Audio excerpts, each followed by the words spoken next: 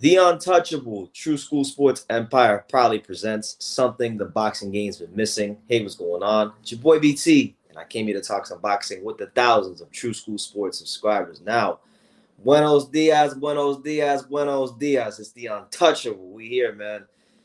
Had to come to you guys early in the morning. Good morning to everybody. Hope you're. What is today? Today's like Wednesday. Good, Wednesday morning to everybody out there. I hope everybody's great. I hope everybody's doing exceptional. I hope everybody's just doing well for themselves because there's a lot of things going on in the world and sometimes life gets hard. But listen, man. I had to come talk about it. I had to absolutely come talk about this because a lot of people came to me and they said, like, I got called messages yesterday, and everybody was like, oh, True School BT, what do you think about Oscar Valdez? The talk was Oscar Valdez and the whole positive test. So I have quite a lot to say about it. I waited a little bit to get some more details. I didn't want to have a knee-jerk reaction. But with that being said and with that being established, we'll get to Oscar Valdez. We'll get to what he did, how it started, the ripple effects it will have on boxing, and things like that. So before I go any further, let me address some of these comments that I already got. Shout out to my guy, Box Talk 101, my main man Freddie. He says, "Damn BT, the great minds think alike for sure, for sure." LOL. Yes, sir, Freddie. I know you're really up in your boxing, so I appreciate it, champ. I know me and you are probably gonna see this pretty much the same. Postman, what's good? What's good? Postman says you got to have a prescription for the pill that Oscar Valdez had in his system. Hashtag T. Yeah, man. I looked that up too myself, and it's really bad, man. It's really really bad. I grew up watching baseball. Like as a kid, when I was a young kid, I was a really big baseball fan, and because I was a really big baseball fan, I'm still a big baseball fan. But when I was a kid, in particular, I remember when Barry Bonds and Rafael Palmeiro and Sammy Sosa and Mark McGwire and all these great home run hitters went to Capitol Hill and they were on trial for steroids and the whole Balco scandal. And who was the head of the Balco scandal? Victor Conti. Who's involved in boxing now? Victor Conti, who's been commenting a lot about this Oscar Valdez situation and who knows more about PEDs and performance-enhancing drugs than anybody in all of sports? Victor Conti. So a lot of things coming off of Victor Conti. It's crazy. It's crazy. Felipe was good. El Jefe, the real El Jefe, he says, you up early. You damn right, champ. Got to get it how we live. At the computer all camp, man. That's what it is. Brandon White. Shout out to Brandon White. And then the last comment, Bartholomew, what does a drug amplify in the body? We'll get to that. We'll get to that here in a second. But let's just start from the basic because I haven't commented. These are my first comments on this matter. So I want to make sure that I get everything, my thoughts out there clearly, and then we'll get to everything as it comes out. So if you don't know, if you've been living under a rock, your main man, Oscar Valdez, tests positive for phentermine. All right, phentermine. It's a very potent stimulus. It increases stamina. It's pretty much a supplement that suppresses your appetite. It helps you cut weight very quickly. And it allows you to train harder in camp. Now, this is interesting because I remember when Oscar Valdez, and listen, I have no reason to hate Oscar Valdez. I've always liked Oscar Valdez, going all the way back to early in his career when he had his wars against Miguel Mariaga and Scott Quigg. I followed his career pretty closely, Oscar Valdez, and I remember when I saw him knock out Miguel Berchelt, I was happy for him, but my eyebrows kind of raised because I was trying to figure out where he got all this punching power from. Just being honest, I was trying to figure out where the hell he got all this punching power from. And I joked around with some of my friends, not on video but in private. I was like, man, he ate that Canelo meat. He was on the PEDs, right? Well, it turns out my suspicion and my joke came to fruition because he tested positive for it. Now, there's a lot of layers. There's a lot of things to dissect when it comes to this whole situation. First and foremost, when it comes to this whole the whole banned substance, what's happening is that a lot of these fighters are getting confused because there's all these different doping agencies. So I'm going to explain this to you guys if you don't know, so you can understand what I'm saying. You have USADA. You have USADA, who, you know, is a drug testing agency that one part of boxing uses. You have VADA, which, you know, historically speaking, has caught the most people. The voluntary anti-doping agency, you know, that's who caught Oscar Valdez. And then these two drug testing agencies are all governed by the World Anti-Doping Agency, otherwise known as WADA. So all these different ADAs, WADA, USADA, and VADA. USADA and VADA are governed by WADA. WADA sets the protocol, and they're kind of like they are the World Anti-Doping Agency. Okay. Now the problem with WADA is that WADA has different rules from VADA, and because WADA has different rules from VADA, fighters probably get them mixed up, and because they get them mixed up, they take whatever they think is not on the list. Now, the reason I say this is because it's a known fact that with WADA, they test. They don't. WADA. Hold on, leave my thoughts straight. VADA banned substances, all right, are the same no matter what. So, like, if it's banned, if Phentermine was banned before you're in competition, it's banned when you're out of competition. But with WADA, it's not like that. With WADA, there's over like 70 stimulants and banned substances that athletes can take in and out of camp, and they vary. There's some things you can take in camp, and there's some things you can take out of camp. I know it sounds stupid, but these are the actual rules. And because the rules are structured in this way, in this manner, Oscar Valdez and many fighters, not just Oscar Valdez, but many fighters will use that to their competitive advantage. Now, no matter how you slice it, it looks freaking horrible. It is disgraceful. It is horrible. And it confirms the suspicion, and now the growing suspicion, that there's something going on at the Eddy Reynoso Gym, and it's bigger than boxing. You know, it's not just down to, I'm sure they train hard because they got all that shit in the system. They got clenbuterol in the system. They got, you know, Phentermine in the system. You know, I seen a lot of people, you know, on YouTube, and listen, this message goes out to anybody on YouTube, anybody who's bitching and moaning that people are going to complain about, are going to use this to blame Canelo Alvarez. Of course they're going to blame Canelo Alvarez, because a long time ago, Canelo Alvarez set the precedent of what is allowable and not allowable in boxing. All right, I told you guys this a long time ago. I told you guys, Canelo Alvarez tested positive for clenbuterol.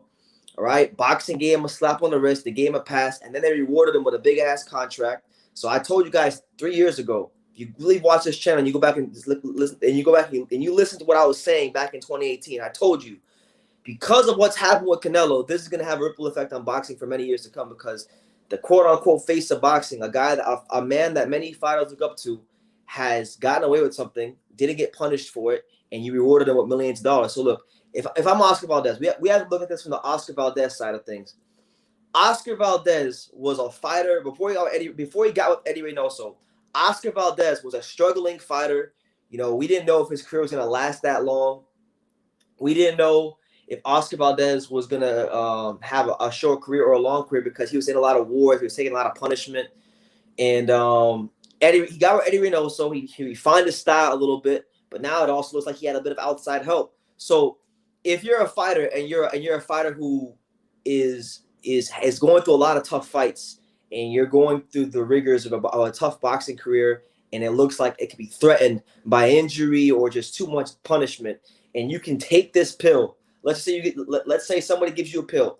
You can take this pill, and it's going to make you a better fighter. It's going to give you millions and millions and millions of dollars. And if nobody catches you, nobody's going to criticize you. You know, if you're a fighter and you know these things to be true, if you know that you won't get caught, and you know you'll make millions of dollars, and you'll be loved all around the world, and everything in your life will become better. I mean, like, excluding your health, everything outside of your health will become better, because you can take this pill, and it's going to make you a better fighter, and it's going to make you a more dangerous fighter. It's going to give you millions and millions of dollars. It's going to help you set your family up financially. Why wouldn't you take it? Why wouldn't you take it? Okay? Why wouldn't you take the damn thing?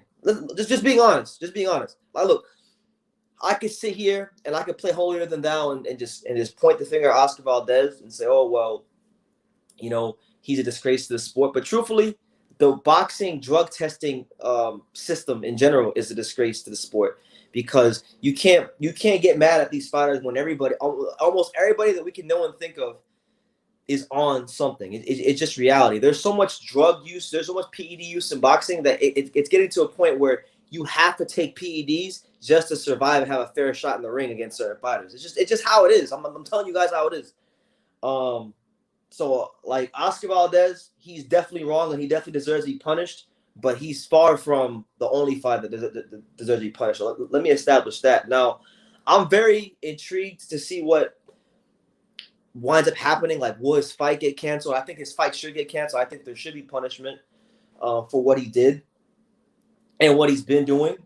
You know, because if we look at past history, right, Billy Joe Saunders failed a test for another PED that I can't even pronounce, but you know, whatever he failed a test for, you know, he failed a test for another stimulant in 2018 for his fight with Demetrius Andrade, and he blamed it on the nasal spray. You know, Oscar Valdez and his team are blaming his failed drug test on herbal tea. He's blaming it on the tea that the Instagram models use, the flat tummy tea that the Instagram models drink. You know, and we're not buying it. It's just one of these excuses in boxing when a guy gets caught red-handed. You know, every fighter always has one of these "my dog ate my homework" excuses. You know, when Canelo eats the meat in Mexico, he says it's the cows. When Billy Joe Saunders tests positive for a banned substance, he says it's the freaking nasal spray. This guy tests positive for a banned substance. He's blaming it on freaking tea, which I think is the worst one. I think the Oscar Valdez excuse might be the most ridiculous one I've heard out of all of them. Fucking tea. Come on, man. It's getting ridiculous. But when Billy Joe Saunders tested positive for his banned stimulant, you know, the Massachusetts Athletic Commission, they held up the result and they didn't allow him to get paid. He didn't get his $2.3 million purse, and he lost out on a big opportunity to fight Demetrius Andrade. And you know, I really feel like they should go that same route here. They should go that same route here. Boxing PED use it's a major thing. My solution is either A, you start treating all the fighters equally, and you don't pick and choose who you want to report is testing positive for performance-enhancing drugs, or B, I think you should make this shit legal and let the fighters choose what they put in the body or not. That should be that's what I think is those are the only two solutions. Either A, you start treating fighters equally with these drug tests, or B, you freaking make the shit legal. Because I'll be honest, being around training camps, I've seen what fighters go through, and it's grueling. You know, you got fighters that do these 8 rounds, 10 rounds, you know, 12-round sparring sessions in one day, and then they'll go run up the hills, and you got strength and conditioning, and it's grueling what these fighters put themselves through. So if somebody ever wanted to make the argument that a fighter needs PEDs to get through training camp, I wouldn't even argue with them, because I believe that to be true. I truthfully believe that to be true in my heart of hearts. I'm not saying that it's the right thing to do. I wouldn't condone PED use, but I see why it's used in boxing. You know what I'm saying? By the way, shout out to everyone here. All right, shout out to everyone here. Smash that like button, hit the subscribe button if you're new to the channel, all that good stuff. Let's get to a couple comments, man, because I do see a couple comments. Shout out to my guy Bartholomew. He says, I mean, think about it. Like, it was baseball in the 90s. If one person did, it started a domino effect where everyone was doing it. So maybe the whole squad is doing it. Yeah, it's the same thing in baseball. Two of the back in the 90s when PEDs started to become a thing in baseball, you know, Mark McGwire and Jose Canseco were like the first two like players that really started using PEDs. And what happened? They started hitting home runs straight out the park. These guys were already great home run hitters without the PEDs, but with the PEDs, the recovery times were quicker, and they were able to smack the ball at the park, even though it had negative effects on their body. It got them a lot of notoriety, got them millions of dollars, and it made the Oakland A's one of the most popular baseball teams of the early 1990s. So why wouldn't they take it? And then from them guys, it went from them to Barry Bonds to Sosa to a bunch of Palmeiro, and the list goes on and on and on. The only guy that we know that didn't take any PEDs in the 90s that was a great home run hitter was the incomparable Ken Griffey Jr., one of my favorite baseball players, So it's getting ridiculous. It's getting ridiculous. Third Cab, what's good, champ? Too many fighters popping hot with Eddie. It's obvious corruption is in their camp, unfortunate to say the least. Yeah, I've seen a lot of people, and I'm gonna address, like, for anybody who's watching this live or anybody that watches the playback, I'm gonna address everyone at last one of you Canelo pom-pom wavers, you Eddy Reynoso pom-pom wavers that say, oh my God, he's saying bad things about Canelo. I can't believe he's saying that. Listen, man, we only saying this because he gave us ammunition for us to say this. Like, look, I don't fucking know Canelo. I never met Canelo. I have no reason to hate him personally because I don't know him. I'm just calling it how I see it, okay? He tested positive for clenbuterol. He got rewarded with a big $100 million plus contract. Then the WBC decided that they wanted to raise the allowable threshold for clenbuterol. So if the clenbuterol level before Canelo was an ounce or two or whatever it was, now they raised it to like 2 or 3 ounces of clenbuterol in your system. Okay, and that was after he tested positive for clenbuterol. So he didn't get punished for it. He got rewarded for it, and they changed the rules for him. That's a fact. You can't refute that. Everything I'm saying can be researched on the internet and be proven true. People say, "Oh, well, how could Canelo be blamed for this?" All right, Canelo Alvarez is the face of boxing. So when boxing didn't do what they were supposed to do 3 years ago and really give him a harsh penalty, it set the precedent for everything else that's going to happen after that. And I told you guys that 3 years ago. That's why I didn't get too mad at Jarrell Miller, because Jarrell Miller only did what he thought was right because the precedent was already set. Same thing goes for like other guys in their camp. Julio Cesar Martinez, a fighter that I'm a fan of and I like watching fight, but let's call a spade with him. 2019, he tested positive for clenbuterol. So Canelo, clenbuterol. Martinez, clenbuterol. Oscar Valdez, Phentermine. These are all Eddy Reynoso fighters, and that's only 3 of them. Lord, we know for a fact. I know for a fact. I know for a fact that there's other guys in that camp that have done it. There's no way in hell. There is absolutely no way in hell that you can tell me that Ryan Garcia ain't on it. Ryan Garcia, let's just be real. Ryan Garcia never had no damn facial hair his entire boxing career. This guy doesn't know what facial hair is. All right. He didn't have not even so much as one chin hair on his damn chin, on his chinny chin before he fought Luke Campbell. And then when he's getting ready to fight Luke Campbell, all of a sudden you see Ryan Garcia growing a 5 o'clock shadow. His chest is expanding. His physique is getting like Canelo-esque. Let's not play stupid. I know a lot of us want to believe the best and we don't want to come off as haters, and I don't either. But why deny the truth when it's so clear in front of your face? It's so clear in front of your face. I mean, motherfucker, Ray Charles can see this shit. Like, straight up, Ray Charles can see this, but we don't want to acknowledge that because, we don't want to sound like haters. Nah, man, come on. Bartholomew says, I don't doubt the fact that they might be doing it. They should just eat damn real food, damn it, old school stuff. That's what I'm saying, man. Like, either listen, boxing got 2 solutions. Make the shit legal for all fighters and report on all PED use equally, or make it legal or ban it all and make everybody get punished severely that takes this shit. That's how it should be. But boxing likes to pick and choose, you know what I'm saying? Boxing likes to pick and choose, Shout out to my man Pete. Pete says, or maybe Ryan Garcia is getting older. I mean, it's possible, but he was growing facial hair like crazy out of nowhere. I remember when he fought Luke Campbell. This dude didn't have not even any facial hair. All of a sudden, his body's doubling in mass. Freaking, he's getting facial hair all from the top, from the sideburns all the way here is connecting. I mean, come on, man, come on. He is getting older, but like it don't happen like that. It does not happen like that. You know what I'm saying? Now, I was also, I really, this morning when I was getting ready to go live, I really took my time and I was looking at what Victor Conte had to say. What did Victor Conte have to say about this? Because if there's one opinion that I'm going to trust and that I'm going to look at when it comes to boxing and PED use, is going to be Victor Conte. Because nobody in boxing has more experience with PEDs than Victor Conte. So he was saying that, when it comes to Phentermine, which is what Oscar Valdez tested positive for, he was saying that, with Phentermine, once it gets in your system, that after 48 hours, it becomes pretty much completely undetectable. Completely undetectable. Now, call me a conspiracy theorist, call me crazy, call me whatever you want to call me, but the guy that Valdez was supposed to fight, whose name I can't remember right now, but you guys can tell me in the comments. The Robinson guy, the Brazilian, the guy he was supposed to fight on September 10th, that he might still be fighting on September 10th.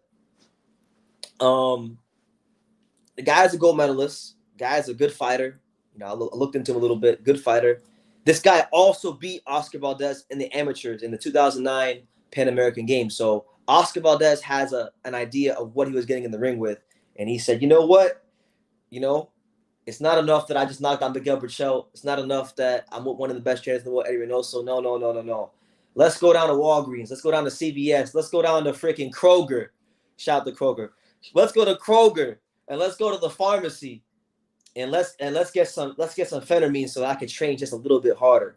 So that I could cut this bit a little bit easier, so I could have just a little bit more stamina, so that I might have a chance of defeating this guy who I already lost to in the amateurs. I'm just saying. He knew what he was getting in the ring with come September 10th, and he decided he needed a bit of extra help. But yeah, Phentermine is a substance, from what I've read and from what I've researched. You can only get it over the counter, so it's not like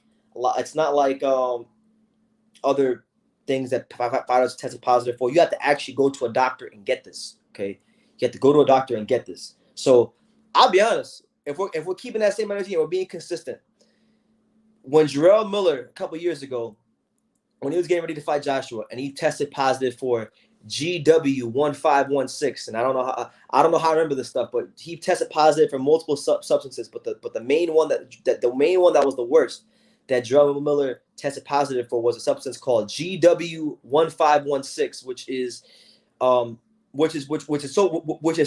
so bad for you. Like, GW1516 was a substance that they put in rat poisoning, but basically what it does is it expands the heart, and it gives you more stamina, kind of similar to what Oscar Valdez is doing. So I put this on the same level. It's on the same level as Jarrell Miller. Like it is because it pretty much does the same thing that it was doing the same thing that Miller's substance was doing for him, and it's over the counter. It's over the counter. Miller's was not even on the market. So I mean, maybe it's not as bad as Miller, but it's up there. It's up there. This is bad. Like, this is really, really bad. And I like Oscar Valdez. I've liked him for many years. I followed him for a long time. I really enjoyed his fights, like with Miguel Mariaga and Scott. The Scott Quick fight was one of the best fights of 2018, and so this is not somebody that I hate. This is somebody that I actually wanted to see succeed in boxing, and I don't like the fact that I'm doing this story on Oscar Valdez, but I got to call a spade a spade. I got to call a spade a spade. It's just getting ridiculous, man. WADA, USADA, and VADA, all the ADAs, all the anti-doping agencies got to get on the same page, because you can't have one set of rules for one agency and then have another set of rules for another agency, and expect that fighters aren't going to try to get around all these technicalities. They are, because boxing's a dog-eat-dog sport. It's a dog-eat-dog world. A lot of these fighters are paranoid. I'll be honest, a lot of these fighters are paranoid. I know fighters. Like, I know about 5 or 6 fighters personally, and they tell me all the time they're paranoid. These fighters are paranoid.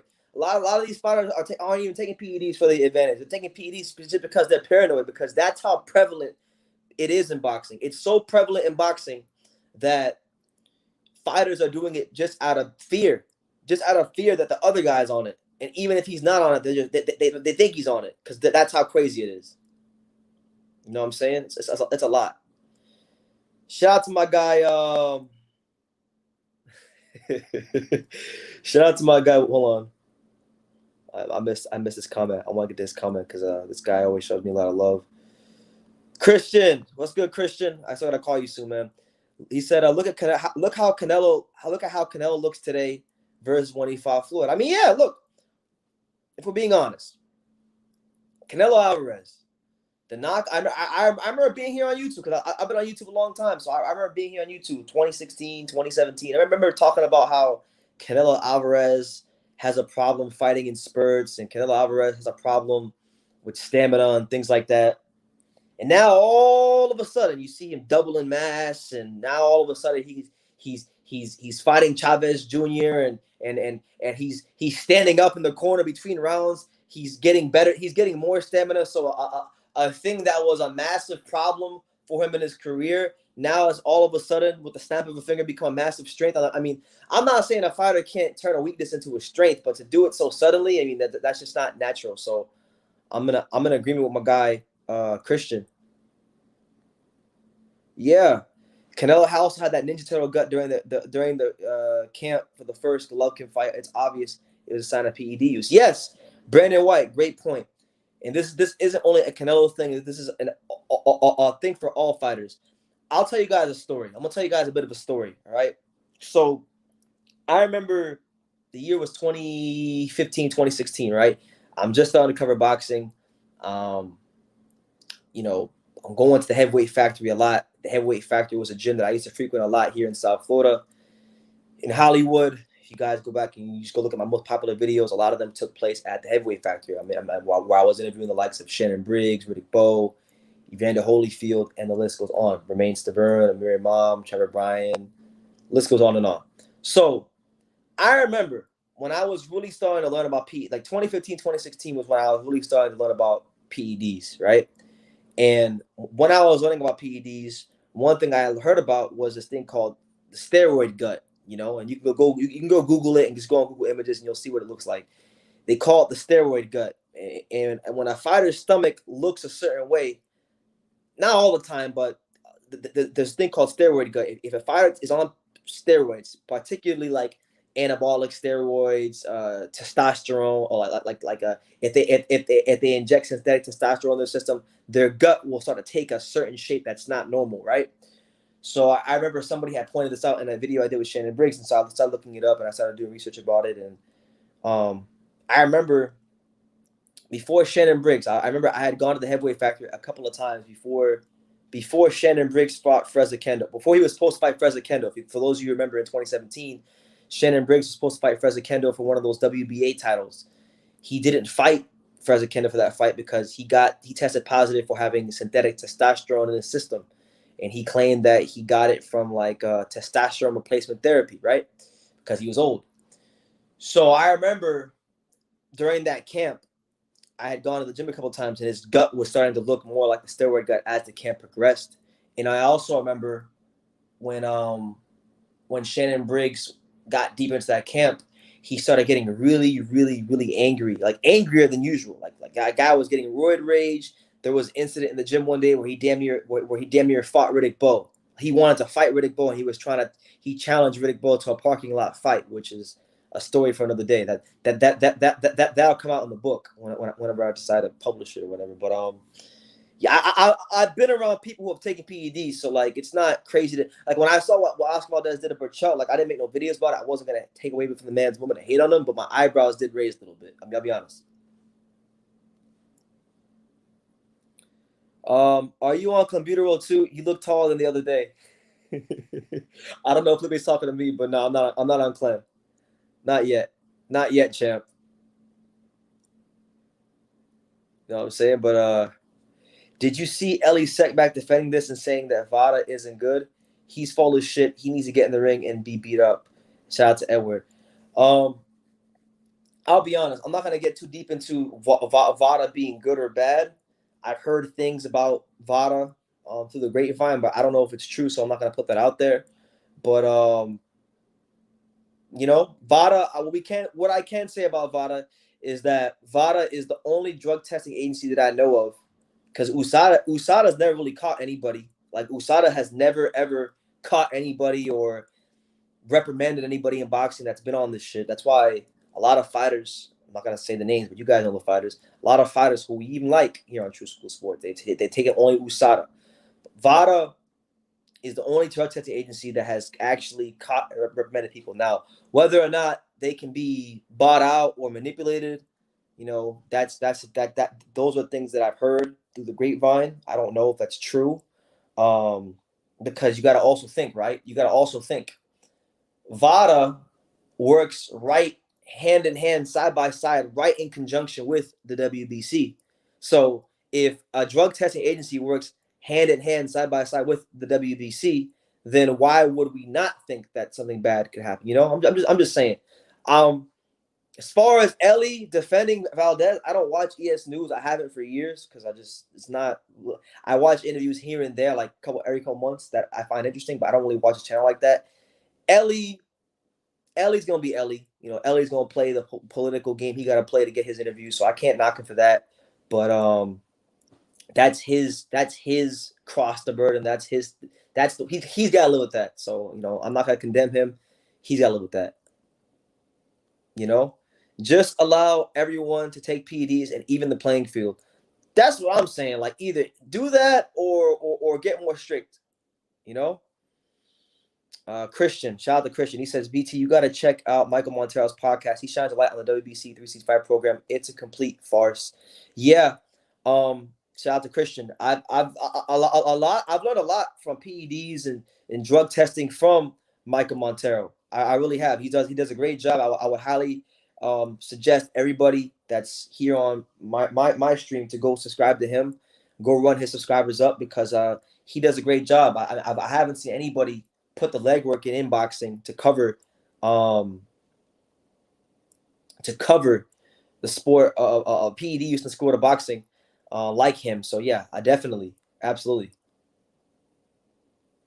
Testosterone doesn't give you a gut you don't know anything about. All right, if you say so. I'm not gonna argue with you. I'm not in the business to argue with anybody. I mean, I know what I know.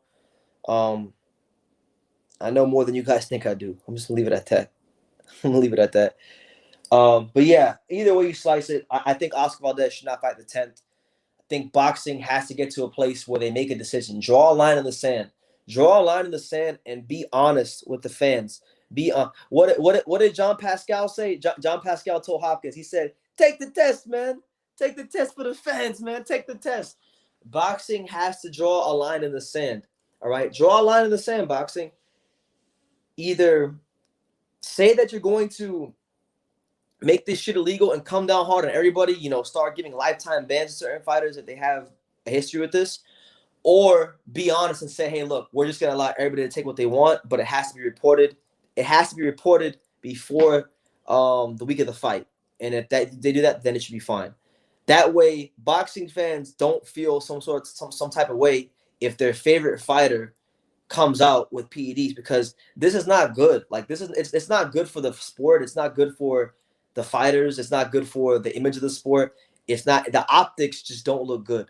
And I mean, I'm not gonna sit here and act like I have the answers to solve this problem, because I don't. I really don't. Because even Victor Conte himself has said, and I take it. Listen, when it comes to PED use in boxing and an opinion on it, I'm gonna take his word as the gospel, because this guy has been involved with PEDs in sports since I was yay high. Victor Conte said himself that anytime boxing or sports in general updates their drug testing, you know, they're just gonna find ways around it. You know, that's how advanced the PED use has gotten, not just in boxing but in sports in general. In basketball, and I've said this in basketball a lot. Drug testing in basketball is so outdated, you know, that anybody in basketball can take PEDs. Like, don't you guys find it funny how, like, I don't want to get too far off topic, but don't you guys find it funny how, like, in basketball, it's the only sport in the whole and in all of professional sports that has never had one superstar test positive for PEDs? Think about it. If LeBron James was on PEDs and the NBA reported that he was on PEDs, that would hurt the bottom dollar of the NBA. So if the NBA isn't getting criticized or questioned about their ridiculously trash drug testing, then and nobody's saying anything about it, then we'll stay hush hush about it, and we'll keep our reputations pretty clean. You know, George Karl, the former coach of the Denver Nuggets, he wrote a book. He wrote a book about his coaching career and his basketball career and his life in basketball. And in that book, there was a part about PED use. And there was an excerpt from that book. I'm going to paraphrase it, but he basically said that, you know, a lot of your favorite players, from like Kobe Bryant to like LeBron James, all these players, you know, they're going to Sweden and all these different countries in Europe during the offseason to get them the best and most up-to-date blood boosters they can get for basketball. You know, they're not going to Sweden and they're not going to Slovenia and they're not going to these random ass European countries in the summer because they want to get some sauerkraut. They're going there for the best blood boosters. And he got a lot of criticism for that in the media. He's been blackballed from the NBA since he wrote that book. You know, the mainstream media barely covered that story, but it actually happened. He wrote about it. It was a thing. And that's why a lot of these NBA players don't like George Karl, because he exposed a lot of them for what they do behind closed doors. You know what I'm saying? So PED use it's not just a thing tied to boxing. It's all over sports. You know, Canelo Alvarez. Yeah, we know Canelo Alvarez is a drug cheat. We know Canelo Alvarez is a product of the boxing establishment and PED use. And you know, yeah, he's a talented elite fighter, but he's gotten a lot of help along the way.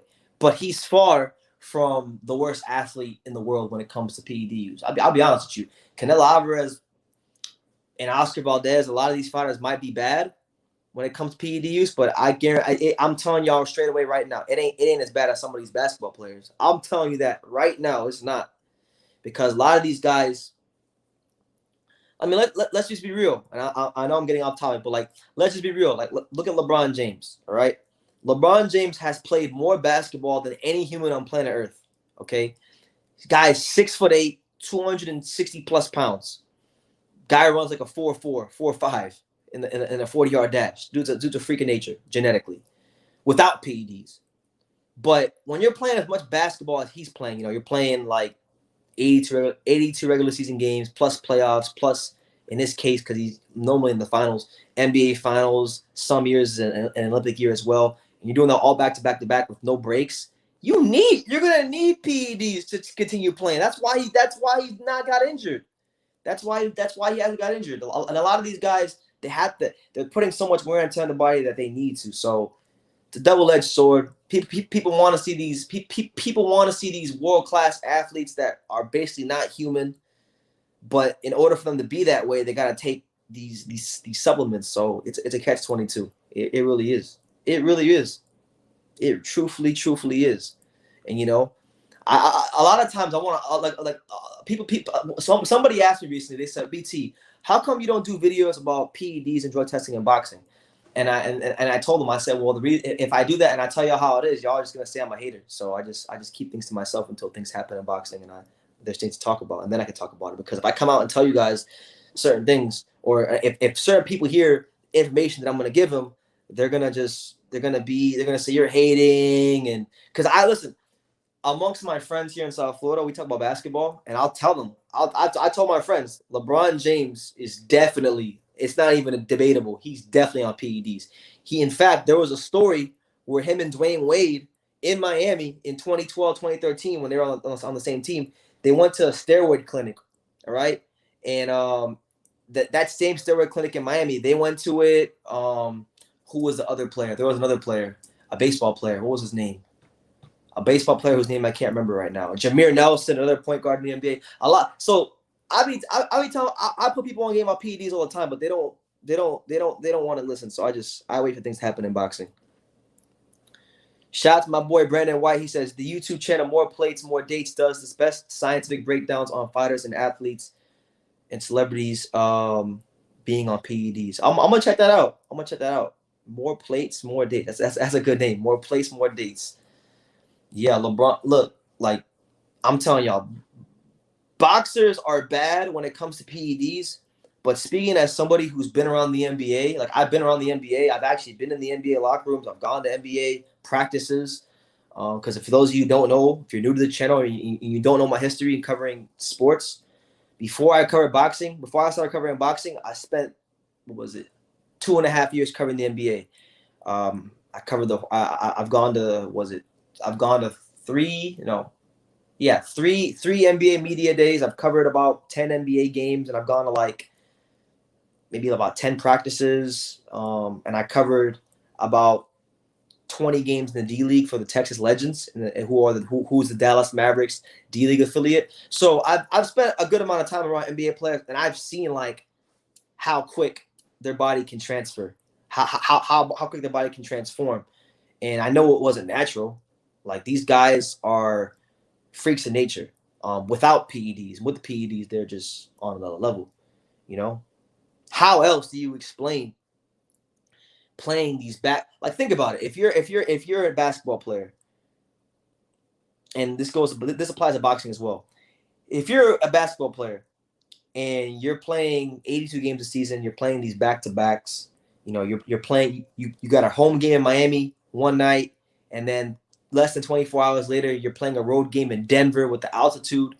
You know, and you're in the middle of the season. You've already played 40 games, done a bunch of back-to-backs.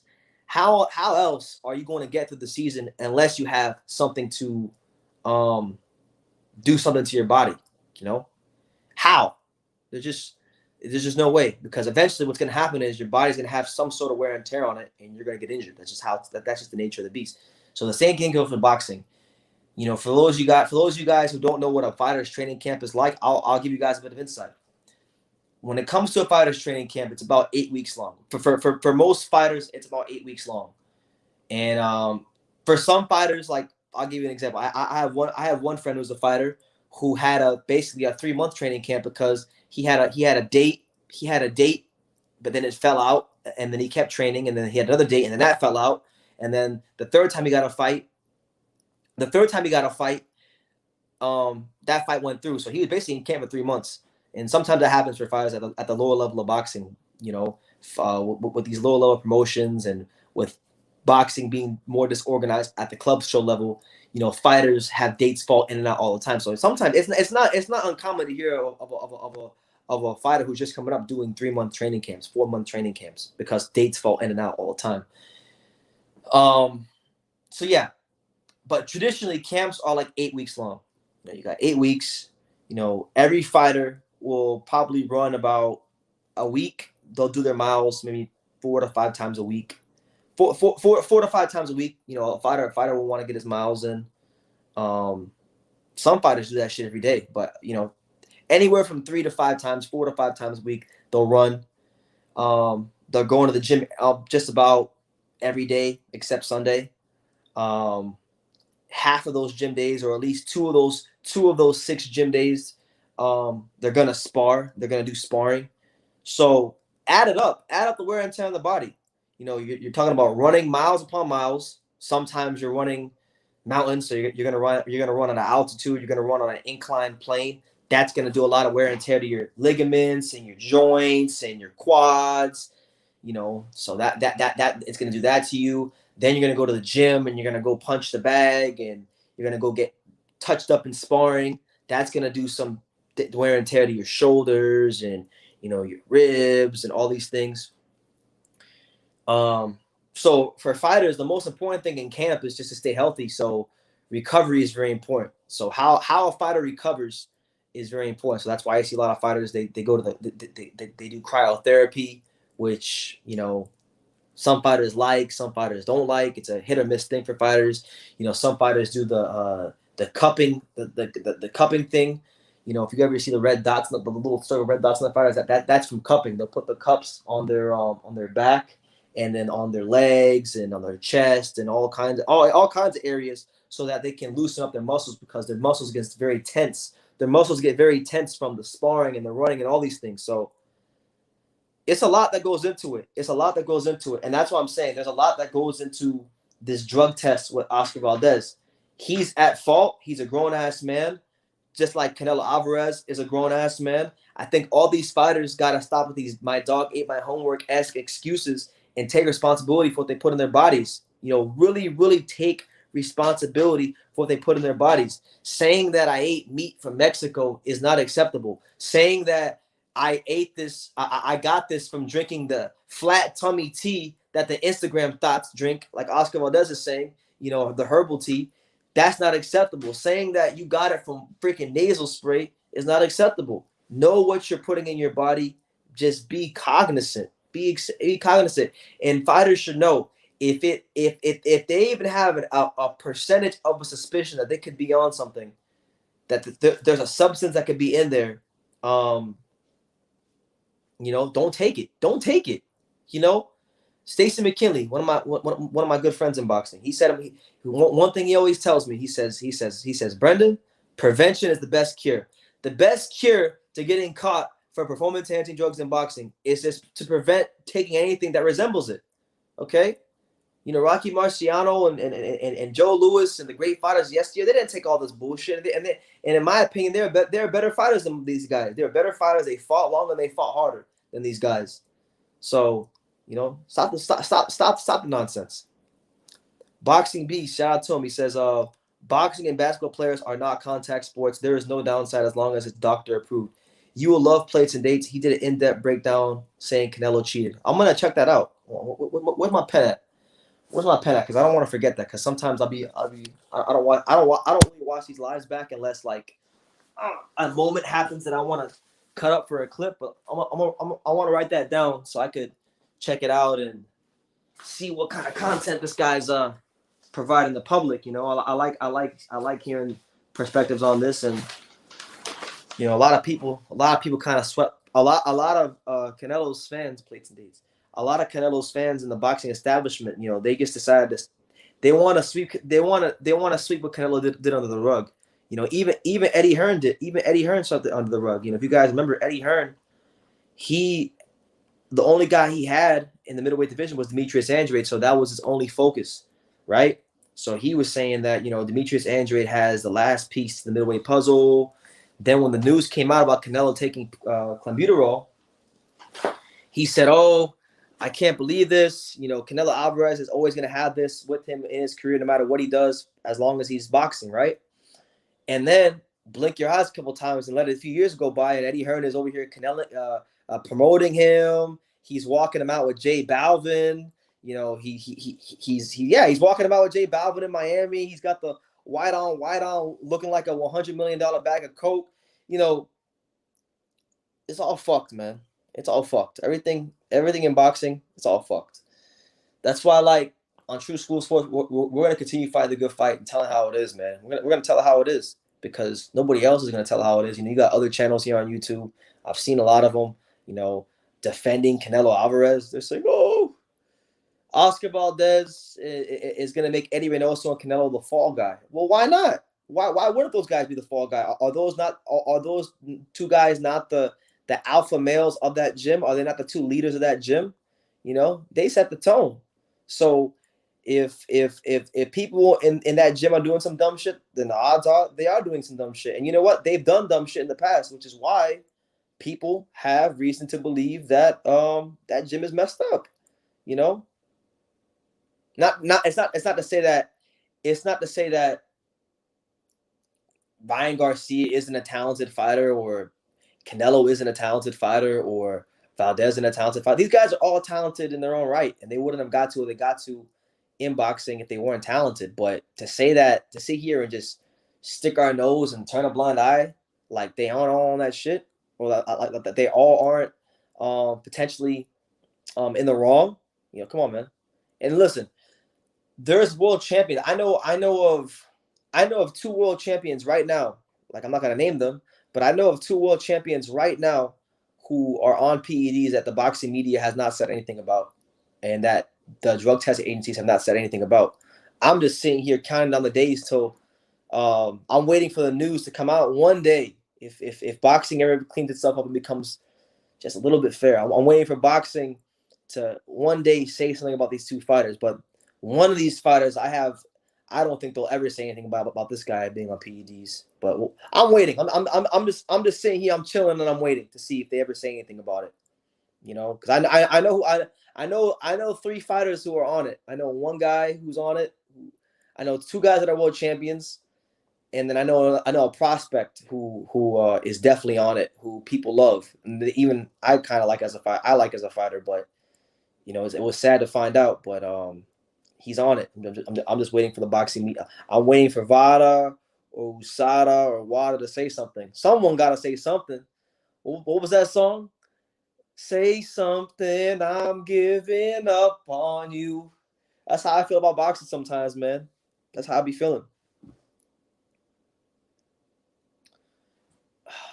Edward, shout out to Edward. He says, the UFC drew a line. Remember when VADA tests were ruining UFC shows left and right? It's why I trust VADA as the best testing. Absolutely. Yeah, You know, I do remember that. I do remember hearing about it, even though I'm not a big MMA fan. You know, MMA is very, very huge in South Florida. So every now and then, without even trying, I'll just get like MMA news. And I just kept hearing about a couple of shows getting canceled. So yeah, I do remember that. And look, I'm not going to sit here and say that VADA is perfect because I know they aren't, but they're the only ones that are really doing anything. They're the only ones that are catching anybody. They're the only ones that are catching anybody. So until USADA or WADA starts cracking down on people that are on PEDs, and look, I'm telling you, I know 2 world champions right now that have not been reported to take PEDs that are on PEDs, and I haven't heard anything yet. And I think the reason I haven't heard anything is because the promotional companies and the establishment of boxing has plans for these 2 particular fighters. Well, I'm not going to say they got plans and they're making good money off these guys. So I'm not going to say it. But, you know, if the news ever comes out, best believe I'm going to explode on both of them. It's going to be a verbal onslaught like you guys have never seen, you know, especially because one of those fighters, especially because one of those fighters that I know of, I know that he cheated in a world title fight this year, but it hasn't come out yet. And I'm just sitting here counting down, hoping that God will bring the truth to the light at some point. And hasn't happened yet, but you know, I believe that what's done in the dark will come to light, and what's done in the light will stay in the light as well. You know, but shout out to everyone here, man. Make sure y'all smash that like button. Oscar Valdez fails a drug test. Fails a drug test for Phentermine, and then he blames it on that flat tummy herbal tea. He's saying that he said that he was drinking tea, you know, and that's why he got it, you know. It's getting ridiculous. It's getting ridiculous. People in boxing, when they fuck up, they gotta start admitting when they're wrong. Like, they gotta start admitting when they're wrong, you know. Shout out to Grievous. He said Jarrell Miller nearly pulled off a heist, a $10 million heist. But yeah, but you know what? People can say what they want about Jarrell Miller, and I know that he's been condemned, and people want to play. A lot of fighters in boxing want to play holier than thou, and it was very easy to hate on Jarrell Miller at that time when he tested positive. But to be honest, boxing picks and chooses who they want to reveal as these guys on PEDs. So like Jarrell Miller, Jarrell Big Baby Miller, he wasn't one of the guys that the boxing establishment had plans for or loved. Therefore, they were going to report it, and people have such a short attention span that they don't have a long memory. They're just going to run with it. You know, they're going to run with it, and they're going to hate on Jarrell Miller. Like, and I don't condone what Jarrell Miller did. I think he was dead wrong. But at the same time, like I've said before, if the guy who's the biggest ticket seller in boxing gets rewarded with the $100 million contract right after he takes clenbuterol, whether it be on purpose or not on purpose, you're a grown ass man, you're responsible for what you put into your body. So don't give me that. Canelo Alvarez is a multi millionaire. All right, he's not broke. He's not struggling for his next meal. The motherfucker could have afforded to get some meat from America or somewhere where he wasn't going to have that clenbuterol, okay? But he didn't do that. He didn't take the precautionary measures because he's privileged, and he's always been privileged from going all the way back to his first world title fight. So, you know, and he's favored by the boxing establishment. But Miller isn't favored by the boxing establishment, and you know, he was just doing what he thought would have been beneficial to him, and he was wrong. And unfortunately for him, it costed him a lot of money.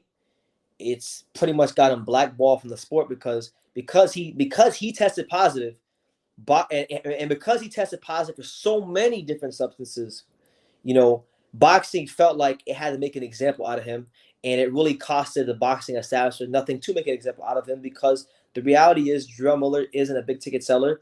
He's not going to be selling out any arenas, so they don't really lose a lot of money by making an example out of him. But they would lose out, and they would lose money by making an example out of Canelo. They would lose money on making an example out of you know, like a Ryan Garcia if it ever comes out that he's testing positive. They will make an example. It will in fact hinder the boxing establishment if, like, let's just say, someone like a Gervonta Davis or just anybody who sells tickets, Gervonta Davis or maybe like an Edgar Berlanga or people like that, people that sell tickets, it would actually cost the boxing business something if it ever came out that those guys were on PEDs. But it didn't really cost them anything when it came to Jarrell Miller. So that's why happened, man. That's exactly why it happened. So I'm really not surprised because Oscar Valdez, all of a sudden, when he fought Berchelt, he became the second coming of Chavez Sr. and Salvador Sanchez, and he's making these punches sail over his head, and he's stepping back and he's knocking this guy out with a left hook going backwards, something he's never done in his entire boxing career. Your eyebrows had to raise, and they damn sure did with me, and I'm glad that they did because this news isn't surprising to me. But it's just another day around the way in boxing. This is why, for the most part, I like the smaller weight classes. I like Chocolatito. I like Gallo Estrada because you don't hear about this type of shit with them. You don't hear about them taking PEDs. You don't hear about them sticking needles in their asses. You don't hear about them taking pills. Maybe they have.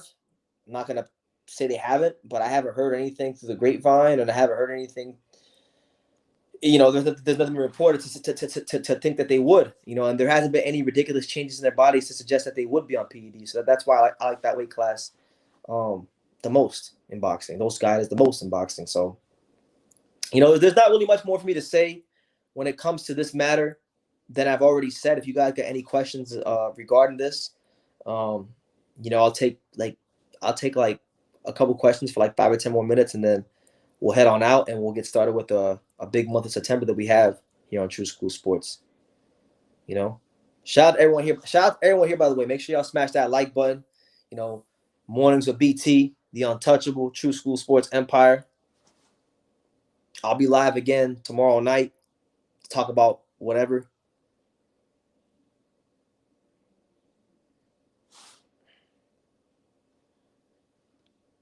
But yeah, Rocky Austin, I agree with you, champ. I agree with you on that one. I definitely agree with you on that one. I've known athletes to win golds at the end of their career due to PEDs. They endorse it on the quiet. PEDs were government sponsored by the media. You do the math. Yeah, man. I thought it was HGH that gives the gut due to yeah, it does. HGH, synthetic testosterone, both those things will do that to you. They're both really, really bad for you. And it's just unfortunate, man, because Oscar Valdez is a good fighter. I like him. Or a remarkable person from what I can see. But man, you've really, really, really dropped the ball. And the sad part is he's not going to admit that he was wrong. His team's not going to admit that he was wrong because at the end of the day, when it comes to boxing, the thing that rules over the sport is the almighty dollar. It's a business. It's a business masqueraded as a sport. And some people I know even tell me that it's damn near a money laundering scheme. So with boxing, it's like they're not going to allow a big show on ESPN for Oscar Valdez in his hometown, coming off the biggest win of his career. They're not going to allow for that to get canceled just because he took a thing that's going to increase his stamina and strength and all these things. No. That's just a small little thing. Fuck the Brazilian guy. Forget his health. Forget his boxing career. It's all about the money, man. It's all about the money. So, it is what it is. I'm not gonna ramble too much longer. I've been here for an hour already. I appreciate everyone that's been here. I'll be live again tomorrow night. So be on the lookout for tomorrow night's live. I'll schedule it sometime later on tonight, and you guys will know a day in advance when it's gonna be scheduled. I'll probably have pops on for that one. But yeah, man, Oscar Valdez, just really, really, really, really, really shameful stuff from him. So yeah, you guys take care. Check out all the content here on True School Sports. I will be live this weekend for Adrian Granado versus Conor Benn. So please don't make no plans this Saturday. Join me for that. It should be fun. I'll be supporting my boy AG. Hopefully he gets the W. And yeah, there'll be more lives this weekend. There'll be more videos. There'll be more things coming up. So yeah, definitely going to be a big September here on True School Sports. But yeah, like I say in every single one of these videos, you guys can love me or you can hate me. But I'm just a kid from Daniel. So until next time, take care, guys.